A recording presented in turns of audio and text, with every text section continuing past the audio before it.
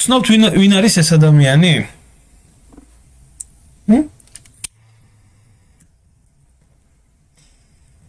თუ ცნობთ ვინ არის? ეს არის ბიძინა ივანიშვილის მამა. მამა, რომელიც 2003 წელს გარდაიცვალა, რომელსაც ერქვა გრიგოლი ვასილისძე და ხაზგასმით დააგვირდით ქვემოთ. ივანაშვილი. ეს რომ ასე არის, ყველამ კარგად იცის. ამაზე რეპორტაჟიც იყო 2012 წელს მომზადებული, ის ვიდეო საერთოდ გამქრალი არის სოციალური ქსელებიდან, ყველგან სადღაც შეიძლება არქივში აგდია.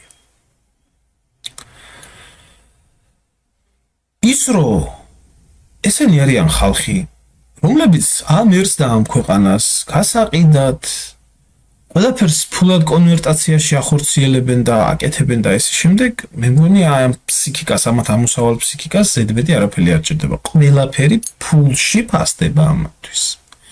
მათ შორის, როგორც მე მაქვს ინფორმაცია, ბიძინა ივანაშვილმა იქ, სადაც მამის და დედამისი იყო განსვენებული, ირგვლივ ხალხს ფული გადაუხადა. თავისი მიცვალებულები რო ამოეთხარათ და სხვაგან გადაემარხათ, იმიტომ რომ აქ მარტო ჩემი უნდა ემარხოს.